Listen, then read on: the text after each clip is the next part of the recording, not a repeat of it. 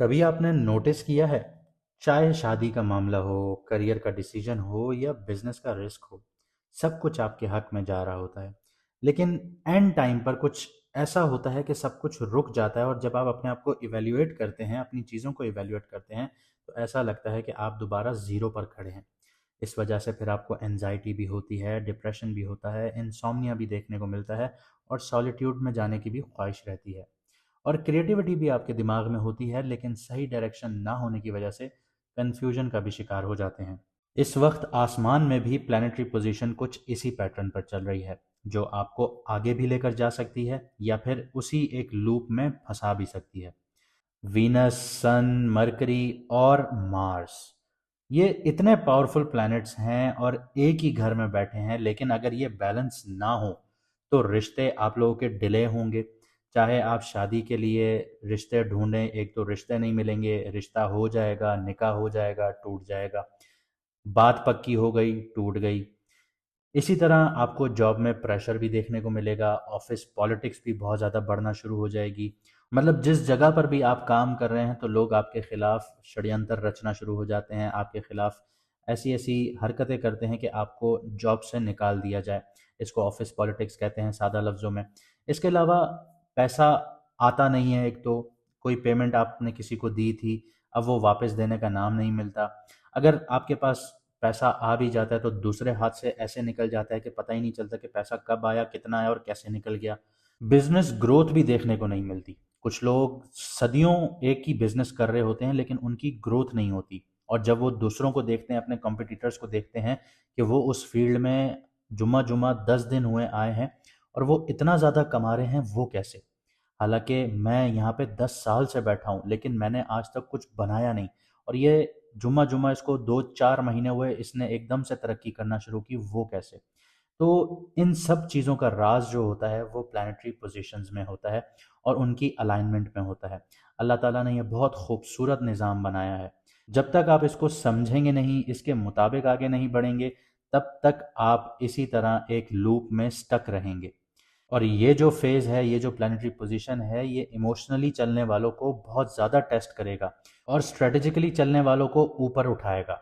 और सबसे इम्पॉर्टेंट बात यह है कि जो मार्स का ट्रांजिट है, ये आप सबको एक सिंपल ट्रांजिट तो लग सकता है, लेकिन इसका जो रिजल्ट होगा वो हर किसी के लिए अलग होगा। इसकी एक छोटी सी मिसाल ऐसे देता हूँ कि 2024 में अक्टूबर से जो मार्स था वो कैंसर में आया था। हालांकि उसके नीच का घर है, काफ़ी लोगों को ऊपर उठाया और कई हद तक लोगों को इसने बिठा दिया, पैसा रोक दिया, शादियां नहीं हो रही, घरों में लड़ाई होने शुरू हो गई, कारोबार ख़त्म होना शुरू हो गए। लोगों के पास कुछ था ही नहीं। मतलब आप अपनी लाइफ के 2024 के साल उठा लीजिए, 2023 उठा लीजिए और 2025 उठा लीजिए, आप इंतहाई बुरे साल कहेंगे इनको, क्योंकि मार्स ने तकरीबन 4 से 6 महीने कैंसर में गुजारे थे। लेकिन अब मार्स का ट्रांजिट हो रहा है उसकी उच्च की राशि में, यानी एग्जॉल्टेड पोजीशन पर हो रहा है, लेकिन यहाँ पे दूसरे प्लैनेट्स भी हैं और यहाँ पे फेवर उनको मिलेगा जिनकी पर्सनल चार्ट कुंडली या जायचे में मार्स स्ट्रांग होगा। जैसे अल्लाह ताला ने हमारे फिंगरप्रिंट्स बनाए हैं, हर किसी के अलग होते हैं, इसी तरह हर किसी की कुंडलियां भी अलग होती हैं।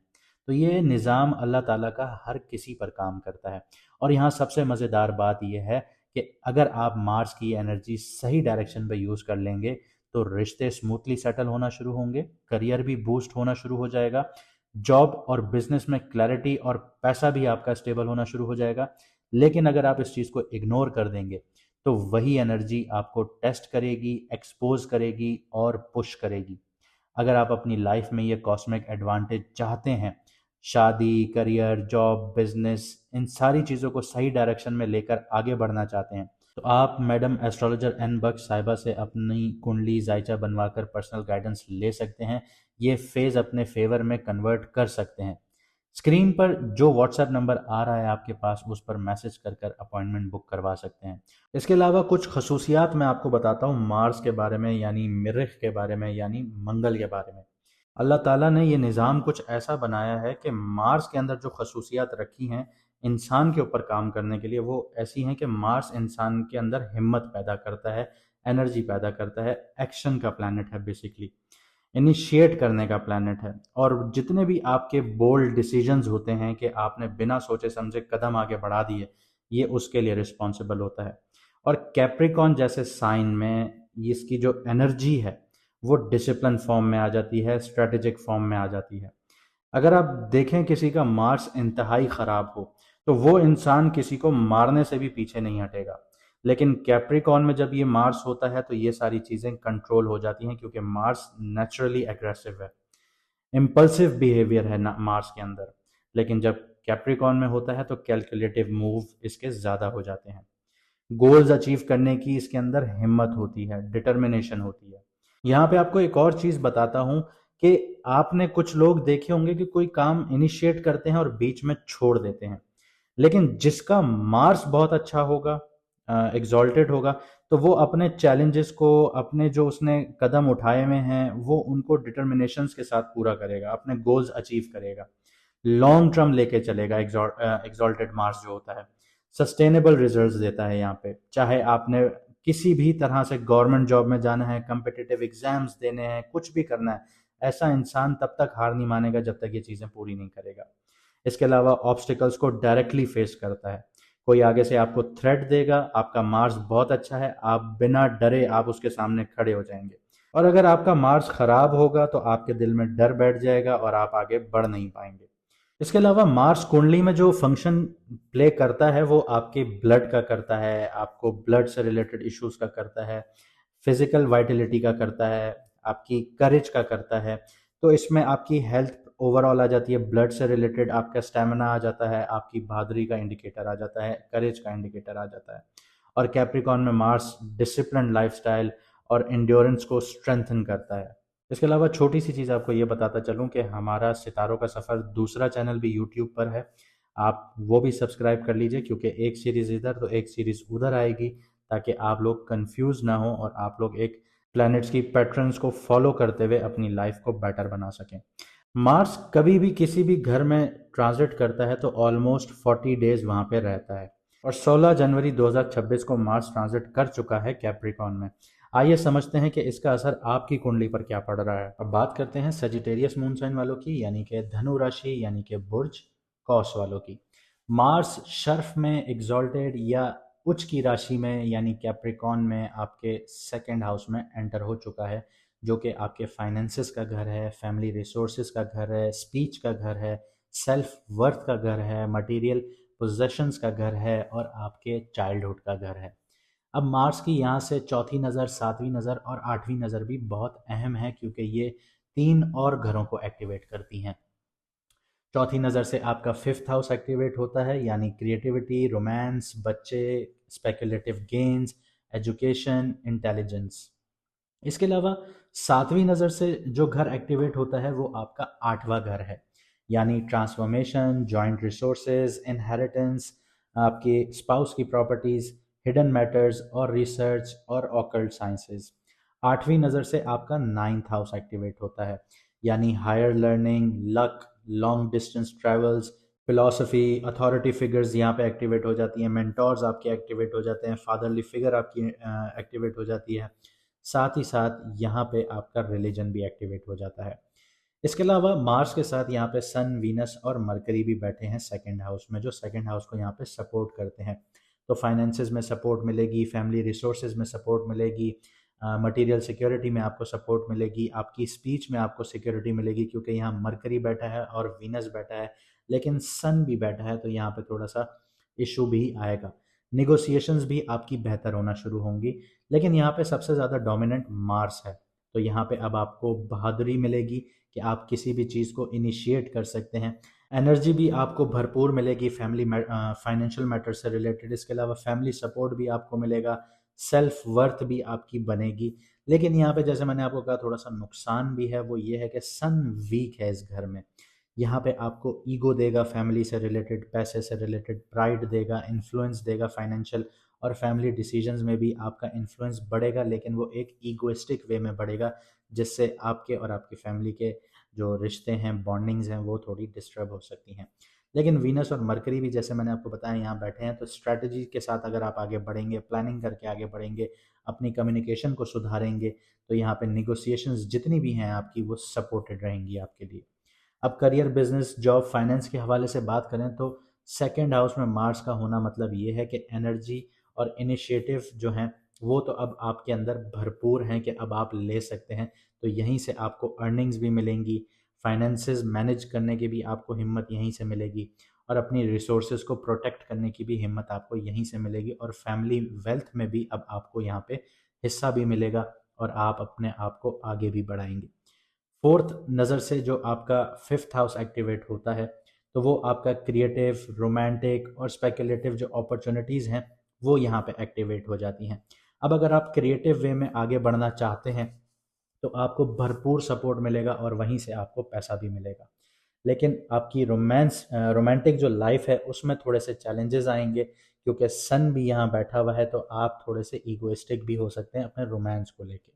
इसके अलावा स्पेकुलेटिव अपॉर्चुनिटीज़ की बात करूँ तो स्पेकुलेटिव अपॉर्चुनिटीज़ जो हैं वो अब आपकी थोड़ी सी टेस्ट होंगी। उसकी वजह ये है कि सन जो है वो यहाँ पे आपको थोड़ा सा ईगोइस्टिक बनाएगा। तो आपके फैसले कुछ इस तरह से भी हो सकते हैं कि आप कोई फाइनेंशियल फैसला लेना चाह रहे हैं, तो वहाँ पे आपकी ईगो आ जाए बीच में, तो आप फैसले को गड़बड़ा दें। तो यहाँ पे वेल रिसर्च अगर आप फैसला लेंगे तो आपको आगे बढ़ने का मौका मिलेगा। सेवन्थ नज़र जो है वो आपके एट्थ हाउस पे है, तो जॉइंट रिसोर्सेज यहाँ पे एक्टिवेट हैं आपके लिए, पार्टनरशिप्स आपके लिए जो एक्टिवेट हैं, ट्रांसफॉर्मेशन आपके लिए यहाँ पे सबसे ज़्यादा अहम आ जाती है, और फाइनेंशियल कोलैबोरेशंस भी यहाँ पे बहुत अहम हो जाती हैं। अब इसका जो मेन मुद्दा है यहाँ पे वो ये है कि आपका जो स्पाउस है, चाहे आप मर्द हैं या ख़वातीन हैं, तो आपका जो पार्टनर है उसके साथ जो अब आपकी रिसोर्सेज हैं वो जुड़ी हुई जो होती हैं वो आपके एट्थ हाउस से होती हैं, तो वो एक्टिवेटेड हैं। तो मतलब अब जो आपको मिलेगा आपके पार्टनर के थ्रू मिलेगा, लेकिन आपकी ईगोइस्टिक जो अप्रोच होगी वो आपको यहाँ पे गड़बड़ा देगा, और यहाँ पे आपकी चीज़ें आपके हाथ से निकल भी सकती हैं। पार्टनरशिप्स में भी यही चीज़ अप्लाई होगी कि आपके लिए अपॉर्चुनिटीज़ तो खुलेंगी, लेकिन जैसे मैंने आपको कहा कि सन बैठा हुआ है, तो सन यहाँ पे थोड़ा सा वीक बैठा है, तो वो आपको ईगोइस्टिक अप्रोच की तरफ लेकर जाएगा। तो आपकी पार्टनरशिप्स यहाँ पे ख़राब हो सकती हैं, और हो सकता है कि वो टूट भी जाएं, क्योंकि ये ट्रांसफॉर्मेशन का घर होता है। यहाँ पे अचानक से इंसान को बदलाव देखना पड़ता है। फाइनेंशियल कोलैबोरेशंस भी आपकी होंगी अगर आप लोग ऑकल्ट साइंसेस से जुड़े हुए हैं, रिसर्च जैसे कामों में हैं, या फिर आप लोग एजेंसीज के साथ काम करते हैं जो खुफिया काम होते हैं, तो आपको अब बहुत अच्छे अच्छे प्रॉफिट भी मिलेंगे। अब आठवें नज़र से आपका नाइन्थ घर जो है वो एक्टिवेटेड है, तो हायर लर्निंग के चांसेस भी बहुत बढ़ जाते हैं आप लोगों के। तो जो बच्चे बाहर जाके हायर नॉलेज हासिल करना चाहते हैं, तो उनके लिए अच्छा टाइम है, वीज़ा वगैरह के लिए आप लोग अप्लाई कर सकते हैं। मेंटोर्स की आप लोगों ने इज्जत करनी है, इगोइस्टिक अप्रोच नहीं अपनानी, चाहे वो आपके फादर हैं, आपके टीचर हैं, आपके गुरुज हैं, तो उनको उनकी ड्यू रिस्पेक्ट आपने देनी है। लॉन्ग डिस्टेंस अपॉर्चुनिटीज़ आप लोगों को 110% मिलेंगी। शर्त यह है कि आपका काम होना चाहिए। आप काम करते हैं बाहर फॉरेन में, चाहे अपनी स्टेट से बाहर करते हो, तो अब आपको अपॉर्चुनिटीज़ भी मिलेंगी, लेकिन आपकी लक जो है वो यहाँ पे टेस्ट होगी। उसकी वजह यह है कि सन थोड़ा सा वीक है, लेकिन आपके अंदर हिम्मत इतनी होगी कि आप हार नहीं मानेंगे, तो लक आपका साथ देगी। स्ट्रैटेजिक रहिएगा, डिसिप्लिन्ड अप्रोच अपनाइएगा, तो फाइनेंशियल स्टेबिलिटी भी मिलेगी, स्पेकुलेटिव गेन्स भी मिलेंगे, फैमिली का सपोर्ट भी मिलेगा, करियर और लर्निंग अपॉर्चुनिटीज़ भी आपको मिलेंगी। लेकिन जहां आप इम्पल्सिव हुए, जहां आप रिएक्टिव हुए, जहां आप ईगोइस्टिक हुए, तो फाइनेंशियल लॉस भी देखने को मिलेंगे, कॉन्फ्लिक्ट्स भी देखने को मिलेंगे, पार्टनरशिप डिस्प्यूट्स भी देखने को मिलेंगे, और जो अपॉर्चुनिटीज़ हाथ में आई हुई थी 99% आपको लग रहा था कि ये मेरे अब हक में है, तो वो आपके हाथ से 99% पर ख़त्म होती हुई नज़र आएंगी। रेमेडीज़ की बात करूं तो हर ट्यूसडे वाले दिन आप लोग लाल चीज़ का सदका या दान करें। लाल चीज़ कोई खाने वाली ले लें, लाल दाल हो गई, वो किसी गरीब को सदका या दान करें।